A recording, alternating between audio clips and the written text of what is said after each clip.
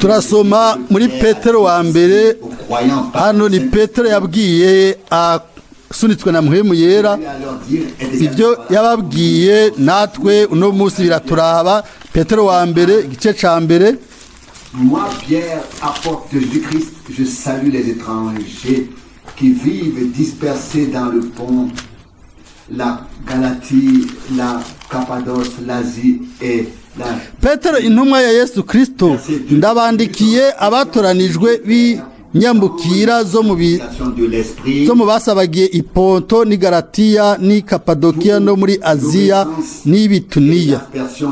Mwatoranijwe mu kweza kwa Muhemu nk'uko Imana Data wa twese yabamenye uhereye kera kugira ngo mwumvire Imana mucucagiwe amaraso ya Yesu Kristo, ubuntu n'amahoro bigwire muri mwebwe. Gatatu, Imana y'umwami wacu Yesu Kristo ari yose iragahezagirwa yatuvyaye ubwa kabiri kubw'imbabazi zayo nyinshi ziri kugira ngo tugire ivyizigiro bizima, ituvyaje ukuzuka mu bapfuye kwa Yesu Kristo, ngo tuze twegukire umwandu utazobora, utanduye, udakabirana, mwabikiwe mu ijuru, mwebwe abazigamwa n'ubushobozi bw'Imana bwo kwizera, muzigamigwa agakiza kateguwe kuzohishurwa mu gihe c'iherezo.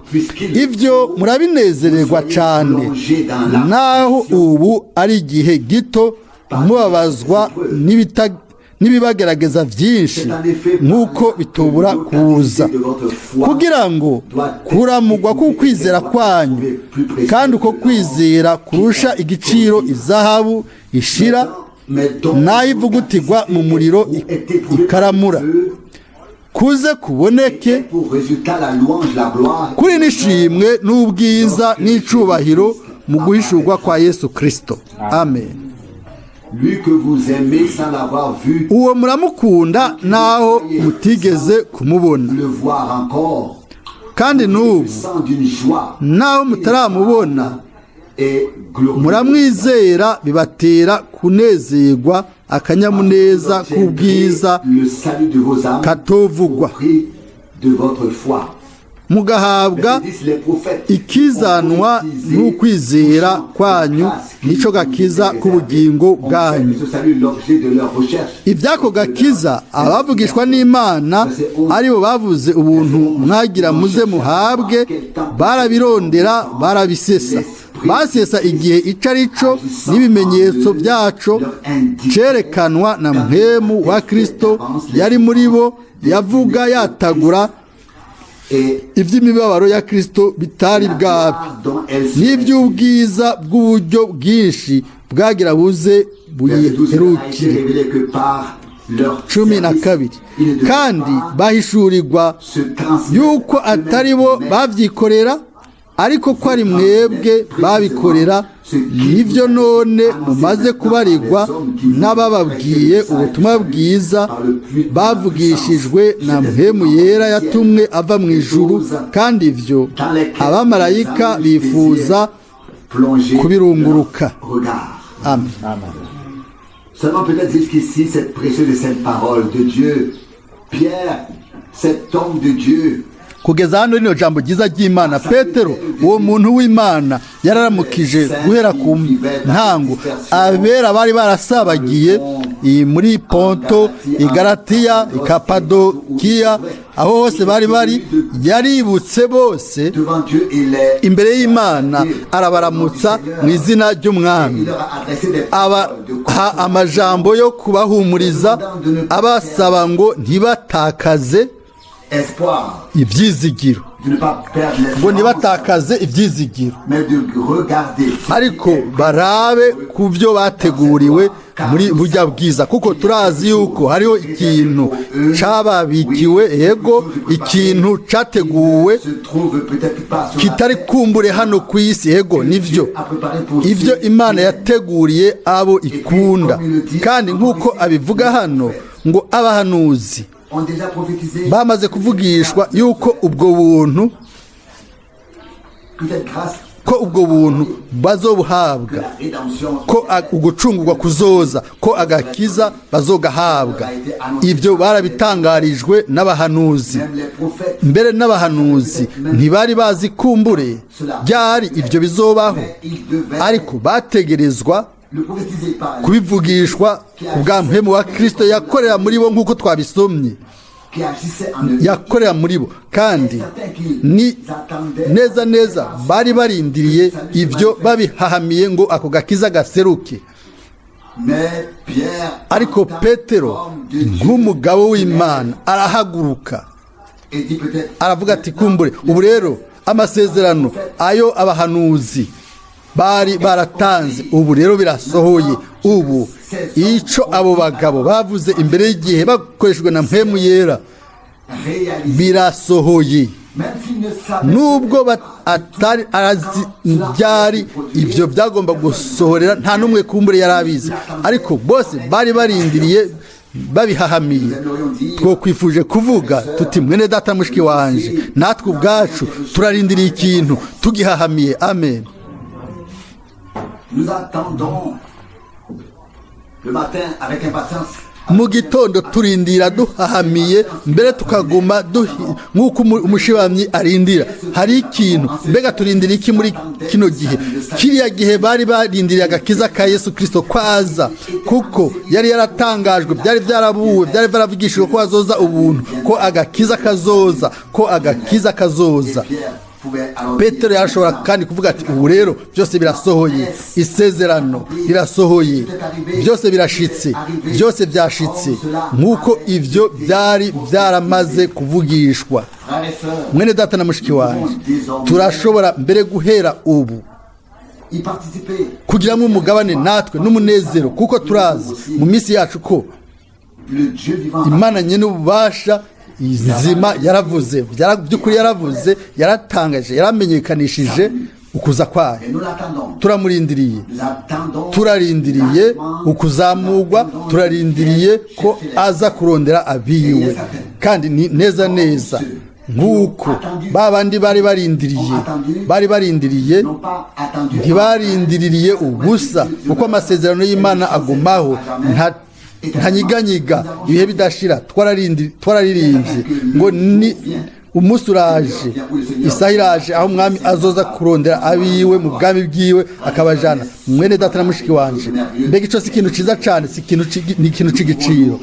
Turashobora kunezerwa tukagira umugabane mu muhamagaro watanzwe, igikorwa gisanzwe yuko twashoboye kuba abemewe n'Imana, kumva uwo muhamagaro tukawemera, tukaba twarashoboye kuza neza neza nk'uko turi. Rero turashimira umwami ko yadukoranije hano kuno mugoroba kugira ngo twambaze izina ryiwe ry'ubwiza, tumusenge we habwe ibyubahiro n'amashimwe, kuko ibyubahiro byose n'ubwiza bwose ni ibyiwe, nk'uko nabivuze ku ntango.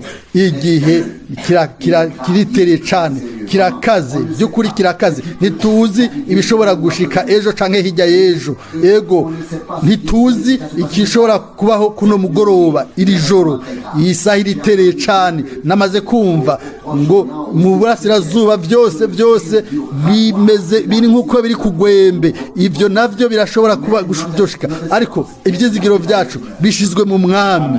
Turazi yuko byose bigomba gusohora, byose bigomba kubaho nk'uko abigomba, nk'uko yabivuze.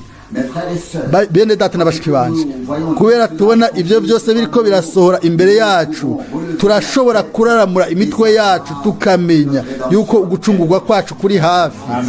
Uko rero niko dushobora gushimira Imana, tukayimusinga, tukamuha ubwiza neza neza. Mwene data Frank araza kutubwira amajambo make mu kanya, amajambo yo kwizera no kuduhumuriza no kudukomeza. Kumbure faire une prière commune. twogira isengesho ryo muri rusange tugasenga. Mwami mwizigirwa, turagushimiye n'umutima wacu wose mbere no kuri ino saha yo kuri uno mugoroba. Turagushimiye kubwo ijambo ryawe ryera ry'igiciro.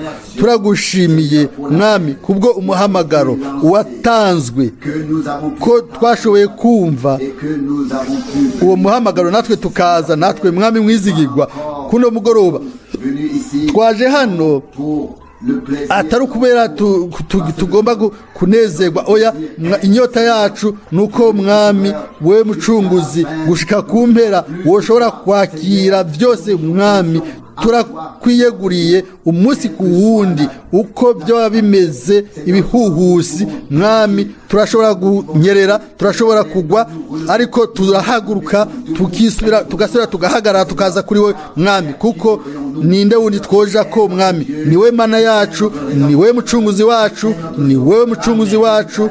Waramaze kutubohora, waradubohoye, watugize ubwoko bwawe mwami. Mwami turi hano, turi ubwoko bwawe, turi abana bawe, duhagaze imbere yawe kuno mugoroba kugira ngo twumve ico ufise cyo kutubarira, kugira ngo tukuzanire ubwiza no gusengwa mwami. Turi ubwoko bwawe, umukuku wo mu bwoko bwawe. Haleluya, ubwiza n'ubwizina ryawe ryera mwami. Mwami uduhezagire twese tumaze kuza kuri no mugoroba n'abaza kwiyongera ko n'ibikorane biturindiriye mwami biri imbere yacu.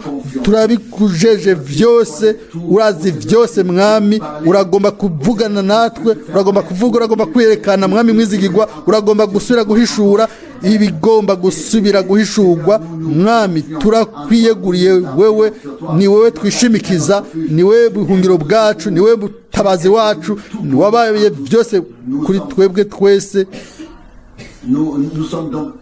Rero turanezererwa kuba hano mwami ngo turirimbe izina ryawe ryera ry'igiciro, tukuzanire ugusengwa. Niwakire amashimwe no guhimbazwa n'ivyubahiro n'amashimwe n'ubwiza mu mutima wacu, mu minwa yacu. Niryo sengesho ryanje mu izina rya Yesu, amen. Amen. Amen. Amen. Je vous prie.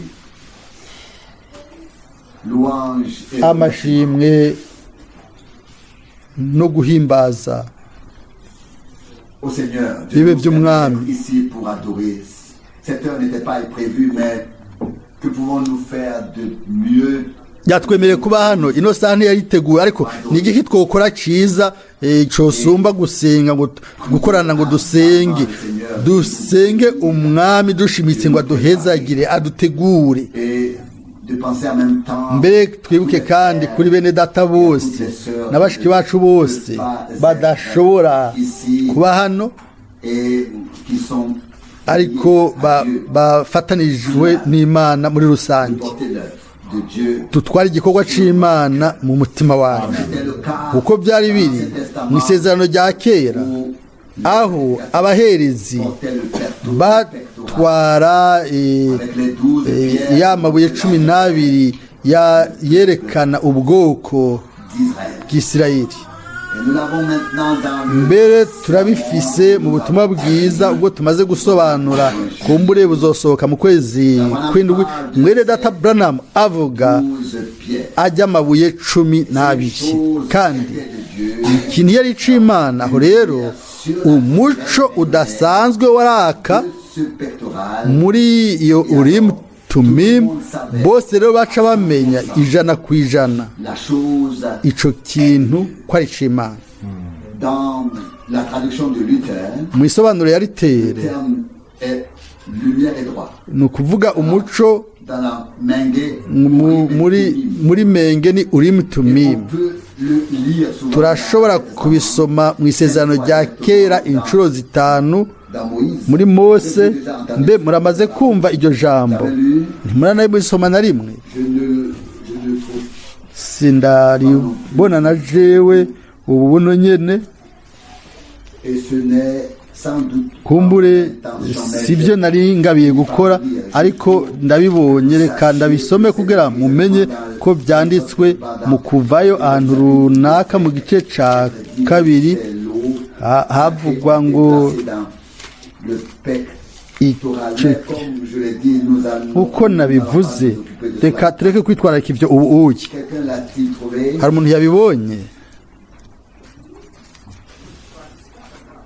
Exode 28, n'est-ce pas? ni mu kuvayo 28 28, merci beaucoup. kuvayo 20 murakoze cyane Exode 28, kuvayo 28 hano turashobora gusoma ku murongo 29 Aaron, Exode 28, verset 29. murongo 29 Ainsi sur son cœur Aroni les noms des fils d'Israël, uko yinjiye ahera aze yame yambara ku mutima amazina y'abana b'Isirayeli ari kuri uwo mupfuko wo kugikiriza wo permanent devant kwahukanya imanza kugira ngo ayo mazina abe icibutso co gutuma bibukwa les ubudashira imbere yanje je uhoraho 30 kandi uzushire urimu na tumimu imbere sur le cœur d'Aaron imbere muri uwo mufuko wo kugikiriza devant le Seigneur. wo kwahukanya imanza bibe ku mutima wa Aroni L'oracle pour les Israélites uko yinjiye imbere yanje Aroni aze yame yambara ivyo vyahukanya imanza z'Abisirayeli d'un certain ubudashira ou yaje imbere yanje je uhoraho hariho ubutumwa bwiza muri Data Branham avuga kuri kino kintu iyo umuntu yaza kuvuga ibyo yarose akazana ubuhanuzi akazana uguhishurirwa ce n'était pas Aaron ntiyari Aroni canke abahungu biwe bafata ingingo ariko ni umuco le droit niwo bwari ufise uburenganzira mu gihe l'homme en question umuntu yaza kuvuga ibintu byiwe mu nzu y'Imana Dieu répondait imbere y'Imana Imana yari ishure canke ntiyishure kimwe canke ikindi s'il restait iyo yaguma mu mwiza uwo muntu rero yaca yicara ivyo yaba yahishuye nivyo yaba yigenewe nyene se taisait. Imana yaca yicecekera iyo yaba ari Imana yaba yavuze aho rero umuco wacuza Lumière uwo muco a révélé wahishura uburenganzira uno munsi si jewe canke se uwundi qui dit si wavuga ibigororotse oya ni iri jambo ry'Imana ryahishuwe na mpemu yera c'est elle qui iri niryo rivuga muryaka umuco est vraiment venue. nizera ko igihe carashitse aho umwe wese Se présenter yagomba kuza mu nyonga h'Imana pas que tu atari uko wewe wihaye inyishu nanje nkiha inyishu mais ariko umwami ashobore kuduha inyishu yiwe grâce. kubw'ubuntu Nous sommes alors rero mu buryo bw'imbere car c'est alors que la lumière turahimbagwa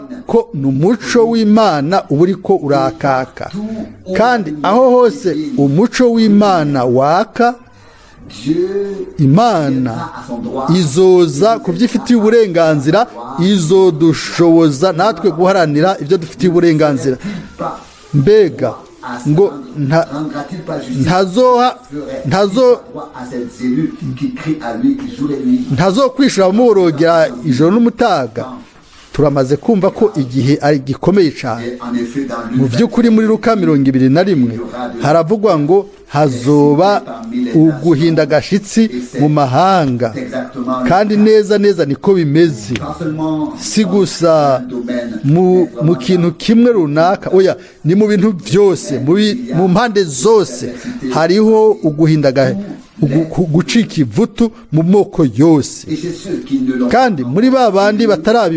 batarabibona nabo bazobibona bishika pour certains kuri bamwe c'est bien sûr déjà très évident. kumbure ni ibintu bigaragara Nous voyons ariko qu'il y a turabona yuko désespoir, hariho une perplexité ukwihebura no gucika ivutu bikabije L'humanité ne peut plus isi yose faire face ntigishoboye un pays kwihanganira ibibazo igihugu kirananirwa ku bibazo byacu kandi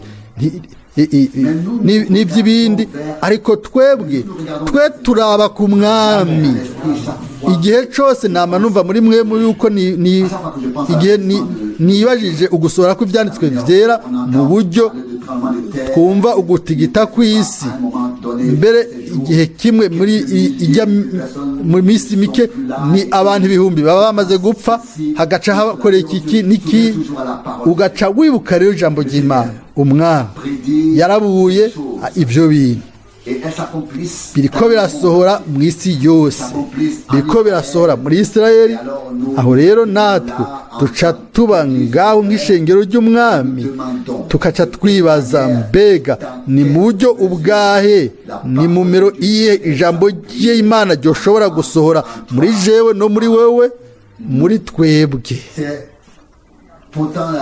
nubwo biruko ni ikibazo nkoramutima ibisigaye byose biboneka nk'uko bigomba kugenda nk'uko bimeze muri gahunda y'Imana nta muntu n'umwe akeneye kongera ko icyo ari cyo cyose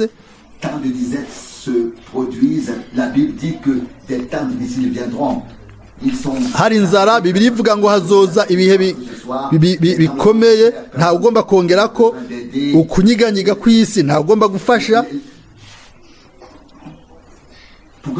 kugira ngo ibyo bifashe intambara n'impuha z'intambara satani n'abanyepolitike nibo babyitwararitse ariko bimeze gute kuri jewe nawe ku ishengero ry'umwami by'ukuri tuzogira umwanya wo kuvuga ku butumwa akamo ko gutaka ubwa mbere Imana igomba kudushiraho tuba dutumbereye dutekanye twejejwe kugira ngo ikore ibyo yigeneye gukora nk'uko abahanuzi kera bavugishwa kubwo ubuntu bwagomba kuzoseruka kuri twebwe bagomba kumenya mbega n'igihe cyaha twebwe turindiriye ubwo buhanuzi muri twebwe natwe hariho inyota y'ibwina tukavuga tuti mwami harasigaye igihe kingana gute harasigaye mbega tuzorindira ikindi gihe kingana gute gushikaho ibyo bintu bizoshikira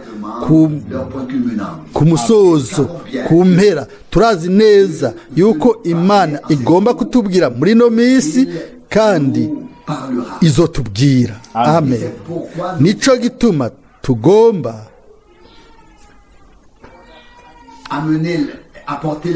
kuzana ibikorane tubishire imbere y'Imana mu masengesho tumusabe tuti by'ukuri dufise atari mu buryo busanzwe ariko n'umutima w'amasengesho mu by'ukuri hariho amasengesho uburyo bubiri amwe naho umuntu asenga mu icumbi we agasenga amasaha n'amasaha agasengera sekuru inakuru binasenge agasengera abo bose bari ku mutima wacu ariko iyo dukoraniye hano tukaba tuzi ko ibikorane biri imbere yacu tuba dufise icyo twitwararitse kidasanzwe nuko ibyo bintu tubizana imbere y'inyonga z'Imana tukamusaba uburongozi burongorwa na mpwemu yera kwiwe tukamusaba ijambo ribereye ubutumwa bwiza bubereye inyifato ibereye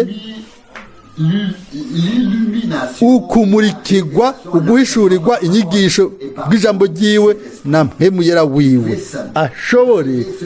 bishobore kudushikira bimwe byashikira ba bandi babona umwami n'amaso yabo ndafite ubushizi bw'amanga yuko bashoboye guhinduka igihe cyose umwami yugurura umunwa yarabumvisha mu by'ukuri mu butumwa bwiza haravuga ngo nta muntu n'umwe yari bwigera avuga nk'uko uyu yavuze kandi uko niko bimeze gushika uno munsi nta muntu n'umwe yari bwigere avuga nk'umwami wacu nk'uko yabikoze mu ijuru yaravuze mu buryo bufoboye mu buryo burongorotse abwira igugu ry'abantu yabavugira mu migani abantu baciye bagenda batwaye imigani barayisobanura uko babyiyumvira kandi n'uno munsi niko bariko barabikora hanyuma umwami ahindukirira abigishwa abashira ku ruhande arababwira ati mwebwe mwarahawe kumenya amabanga y'ubwami bw'Imana, ariko si abandi, kuko ntibabona n'amaso yabo, ntibumva n'amatwi yabo, ariko Imana yatwuguruye ubwenge gutahura ibyanditswe. Nyemerere subire kuvuga nsome nihutse, hanyuma vuba vuba turaca twinjira mu masengesho. Imirongo yo mu cete ca mbere ca Petero, murambabarira, igice ca mbere ca Petero ku murongo wa 2, ugutoranywa kw'Imana. Au verset 2, et élu selon la préscience de Dieu le Père dans la sanctification de l'Esprit. 1 Pierre 1 verset 2. Petero wa mbere 2. Mwatoranijwe mu kwezwa kwa mpwemu kubw'Imana Data wa twese yabamenye uhereye kera, kugira ngo mwumvire Imana mucucagiwe amaraso ya Yesu Kristo, ubuntu n'amahoro bwire muri mwebwe. Mu bisanzwe iki cyumviro ukwezwa bivuye kuri mpwemu yera. Turazi umwami yarasavye muri rya sengesho nk'umuherezi, igice ca 17 muri Yohana, ngo ubeze mu kuri, ijambo ryawe ni ukuri. Ikibazo hano ni ugutoranwa no kwezwa mu buryo bwa mpemu. Igihe cyose ijambo ry'Imana rihishuwe na mpemu w'Imana, natwe tukaba twinjijwemwo uko kuri kw'Imana, nimunyizere. Haranditswe mu butumwa bwiza bwa Yohana igice ca mbere ngo nta na kimwe cakozwe caremwe kitaremewe muri we, byose byaremwe n'iryo jambo, byaremwe n'ijambo. Umwami mbere yarahamagaye n'isi ngo bibeho bivuye mu ijambo ryiwe. Ububasha bwose mbere ibiriho byose, ibintu byose bishoboka byazanywe n'ijambo ryiwe rirema. Ino minsi ya nyuma twaratahuye mu buryo bushasha isobanuro y'ijambo ry'Imana. Si ibintu by'ibinezaneza umuntu agira ku kintu runaka, ariko ni ijambo ry'Imana. Iryo ibintu byose rizana ibintu byose. Imana kera yavugiye mu buryo butandukanye mu bahanuzi, ariko mu minsi ya nyuma yavugiye mu mwana wayo. Mu by'ukuri ni mu mwana niho ijambo ryose iryari ryaravuzwe n'abahanuzi, niho ryambaye umubiri, niho ryagaragaye, riba igifadika. Amasezerano yari yahawe ishengero, yari yahawe umugeni, uno munsi agomba kuba igifadika agasohora. Nta nzira yoca iruhande y'ivyo. Iyo rero havugwa hano ngo twaratoranijwe kugira ngo twezwe mu buryo bw'impwemu, hanyuma twumvire tumijagiwe amaraso ya Yesu Kristo. Ibyo bintu bitatu iminsi yose byama bijana: ukwezwa bivuye kuri mpwemu, ukumvira ijambo ry'Imana bizanywe n'Imana, no kumijagirwa amaraso ya Yesu Kristo. Ngivyo ibyo Mwami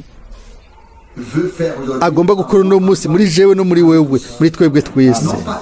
Atari ukwezwa ukozwe n'umuntu, oya, ukwezwa bivuye kuri mpemu yera. Atari ugutsindanishirizwa twihaye twikoreye, oya, ugutsindanishirizwa duhawe n'Imana kubwo kwizera Yesu Kristo, uwatanze ikimazi gitunganye ku musaraba i Golgota. atari ukumijagirwa ikintu icyo ari cyo cyose, ariko tumijagiwe amaraso ya Yesu Kristo. Ijambo ryanje mwo riri mu Baroma mu gice cya 15, turabwirwa mu buryo bwumvikana ku bw'isengesho. Kumbure birabereye ko tubivugira hano. Hari irindi jambo ryo muri Bitesalonika ba mbere 5 hano mu Baroma igice cya 15 murongo wa 3 aranditswe, kuko na Kristo atinejereje nk'uko handitswe ngo ibitutsi by'abagutuka byaguye kuri jewe. 4 umurongo wa 4, kuko ibyanditswe kera byose byandikiwe kutwigisha kugira ngo kwihangana no guhumurizwa guheshwa ibyanditswe biduhe kwizigira ibizoba. Umurongo wa 5, ariko Imana itanga ukwihangana no guhumurizwa ibahe guhuza imitima yanyu nk'uko Kristo Yesu agomba, nk'uko Yesu Kristo agomba. 6, kugira ngo muhimbaze n'umutima umwe n'akanwa kamwe Imana y'umwami wacu Yesu Kristo niyo se. Aha rero ijambo rimwe rica ryinjira mu rindi, rimwe n'igisaba kugira ngo irindi rize, kandi rimwe rihamagara irindi. Turasoma ku byerekeye guhumurizwa uko ibyanditswe byera bitanga, no guhumurizwa kw'Imana. Ariko iyo abantu baduhumuriza ni ibintu by'akanya gato. Iyo Imana iduhumurije ibikora mu kurungika uduhumuriza, no kuvuga impwemu yera. Kandi yavuze ngo nzobarungikira jewe umwitsa mpwemu w'ukuri, kandi azobarongora mu kuri kose. Ariko hano dufise umurongo w'ibyanditswe hamwe no guhumurizwa yuko ibyanditswe bitanga, kandi n'ibyizigiro ibyo duhagazeko. Twumva havuga kwihangana, ariko ngo Imana iyo itanga ukwihangana no guhumurizwa, ibyo ntibiva kuri wowe, ntibiva no kuri jewe, oya, biva ku Mana. Kandi turi hano kugira ngo twakire ibyo Imana igomba kuduha byose. Nimba tumaze kuronka byose, aho rero twoca ntitwoba dukeneye no kuza. Tuza hano iyo tuvuga tuti Mwami watanze isezerano, waraduhumurije kubw'ijambo ryawe na mpwemu wawe yera, ariko kandi watanze amasezerano. Turifuza kuyabona asohora, turagomba kugiramo umwimenyerezo. Ariko Imana iyo itanga ukwihangana no guhumurizwa, kuno mugoroba ishobore kubafasha kwegukira ibyo byumviro nyene muri mwebwe mu buryo bwa Kristo Yesu. Nimba tugomba gusengera hamwe, tukifuza yuko Imana yishura, umwe ntagomba kuja iburyo uwundi waje ibubafu, ngo tuje mu burongozi butandukanye. Ariko nimba tugomba ko Imana yishura, dutegerezwa kuba dufatanijwe na mpwemu yera muri Yesu Kristo umwami wacu. Kandi ubwo bumwe butegerezwa kuza mu buryo bwa Yesu Kristo, rero atari mu buryo bwanje cyangwa uburyo bwawe, ariko ubumwe mu buryo bw'umwami wacu Yesu Kristo.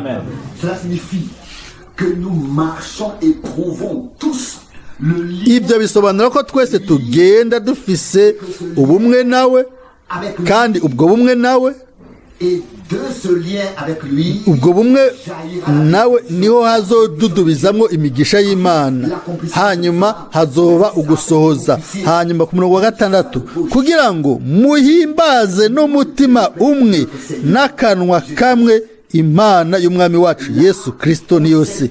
Ahari ubwo bumwe aho ubwo bumwe bw'Imana butari, abantu baragwana, à la prière commune. baragwanya amasengesho muri rusange. Ntugomba gusengera umwe n'uwundi, nta n'amasengesho yo mu bumwe abaho. Umwe yiyumvira ukundi akiyumvira kuri, ni ukugenda no kugaruka.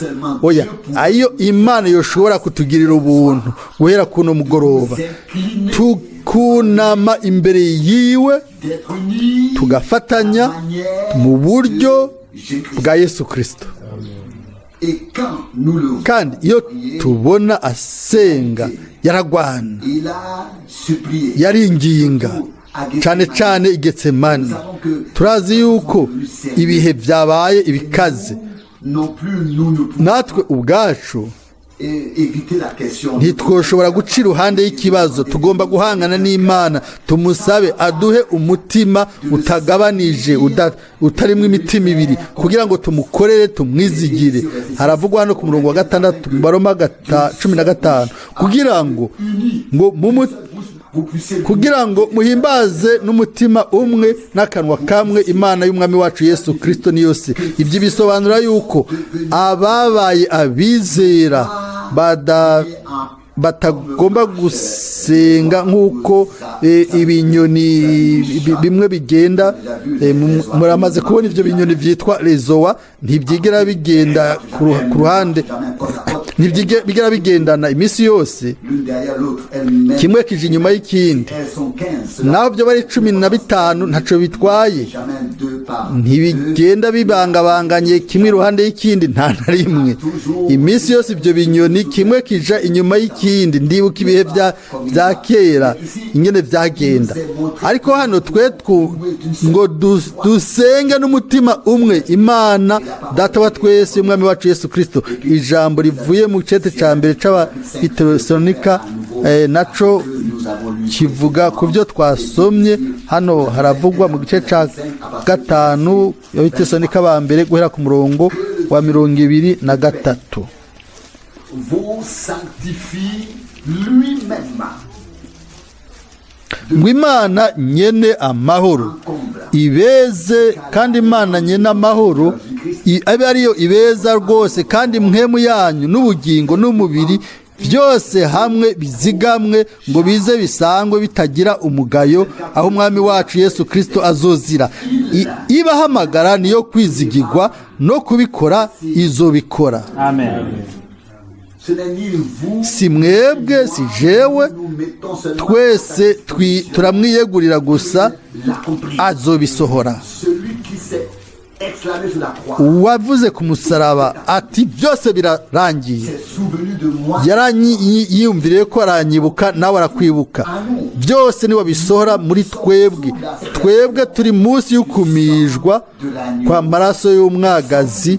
Twebwe twiyeguriye kumvira ijambo ryiwe, kandi tukaba twiteguye ngo twemere twezwe na mpemu yera, hanyuma bisohore muri twebwe. Haravugwa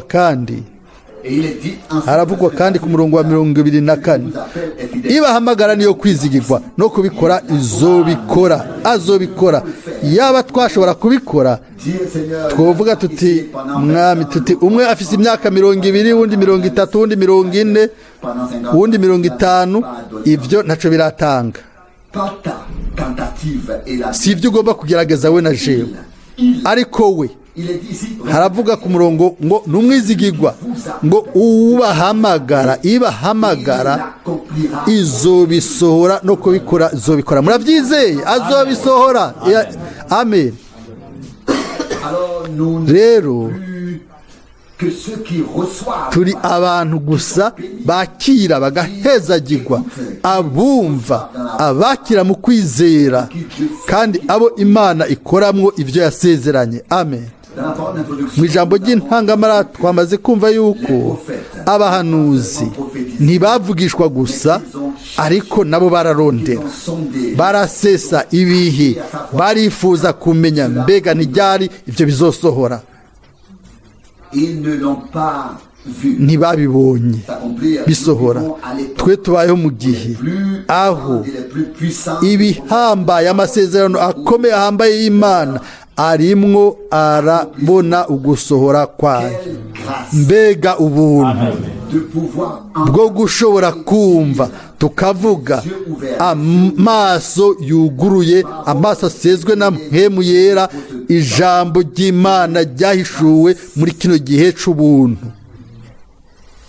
Seigneur et mwami tukavuga tuti mwami nunyeze na mpemu yera mu kuri kwawe ijambo ryawe ni ukuri je le dis des kandi ndamaze kubivuga kuno mugoroba pas la vérité dont atari ukuri uko tugomba guharira ko ariko ukuri twahishuriwe na mpemu yera amen toute discussion ahari ibihariho byose bihagarara tenons tugahagarara sur le sol de la révélation des tugashikama ku guhishurirwa kw'Imana gukomeye aho niho Imana itanga inyishu nziza mwene data rero ntabagikeneye kwigisha uwundi ngo amusabe ngo mbega watahuye neza mbega nawe watahuye neza oya tuhagarikwe mutima n'ivyo wewe nuhagarikwe n'umutima umenye uti mbeje natahuye neza jewe nimba natahuye neza haranditswe ngo bose bazoba abigishijwe n'Imana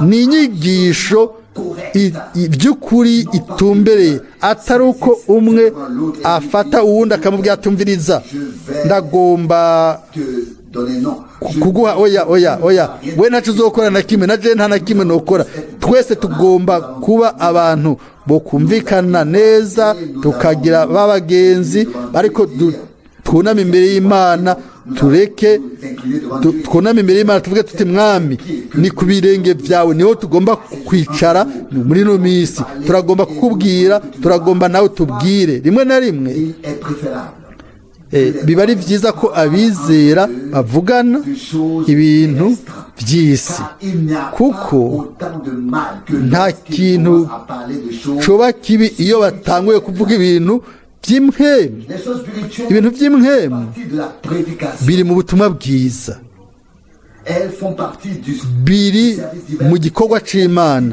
biri mu byo Imana yigeneye gukora ibyo rero bitangazwa mu butumwa bwiza by'ukuri twogomba gufata ibyo tukabishaka ku mutima Imana izobana natwe mu by'ukuri nta bintu byo kwankana bizosubira kubaho ndarindiriye mpamiye umunsi aho ibisigaye byo kwankana by'urwanko bizohera aho Imana izofata by'ukuri ibyifitiye uburenganzira mbega ni gushika ryari igikoresho runaka kizotangwa ndagomba kubibabwira rimwe na rimwe mbere n'abahanga iyo bafashe igikoresho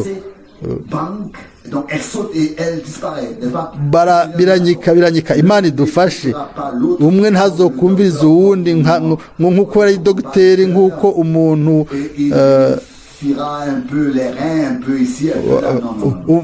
umudogiteri asuzuma ibihimba by'umubiri oya ni usuzuma ni umwami ni watusuzuma mu bihimba turagomba kunama turagomba kumubwira nitwamubwira gutyo nitwamusaba mu buryo bw'ibyina ngo atubarire mu buryo bufoboye atari mu migani ariko umunwa ku wundi umunwa ku gutwi imbere turi kumwe azobikora muri ino minsi kandi natwe tuzogira amashimwe tuzonezerwa ntihashimwe hahimbazwe izina ryiwe ryera ry'igiciro amen ndagomba kuvuga nimba mutabona ko hari ikintu kibi mugashobora kuba mwopfukama abatabishoboye bagume bahagaze abashobora gupfukama bapfukame basenge Imana turagushimiye n'umutima wacu wose ko utwemereye gupfukama tukagushima tugahimbaza kubw'ubuntu bwinshi twahawe ubwo nahawe twese twahawe mwami ntidushobora gukora ikintu runaka ntidushobora gufata ikintu runaka kuri wewe ariko tuje kuri wewe mwami turaramuriye amaso wewe mu ijuru turazi yuko ushoboye kuduha o mwami ibyo dukeneye muri kino gihe ahantu muri bino bihe bikomeye bihambaye tuje imbere yawe mwami kandi turarindiriye mwami ko utwara ubwoko bwawe gushika ku ntumbero uduha ibyo dukeneye mwami turagusenga mwami o mwami uze mu buryo bw'ububasha bwinshi ube hagati yacu uhabe na mpemu wawe yera ubiduhe wewe nyene ubwawe ubihe umutima wanje ubihe imitima yacu twese mwami atari uko umwe agomba kubiha uwundi mwami wewe aba ari ubiduha turaza kuba duhuje nawe mwami nk'uko bigomba uko tugomba ko tumera amajambo yacu yogegenya ariko mwami nk'uko biguhimbaye kwino saha udushoboze aho dushoboye gupfukama imbere yawe aho dushobora kuguhimbaza aho dushobora kugushira hejuru kuko uri Imana yanje mwami uri mucunguzi wanje uri umucunguzi wanje umukiza wanje watanze ikiguzi mwami kubw'amaraso yawe twarogejwe mwami urakoze kubw'ivyo haleluya o mwizina rya Yesu amen amen.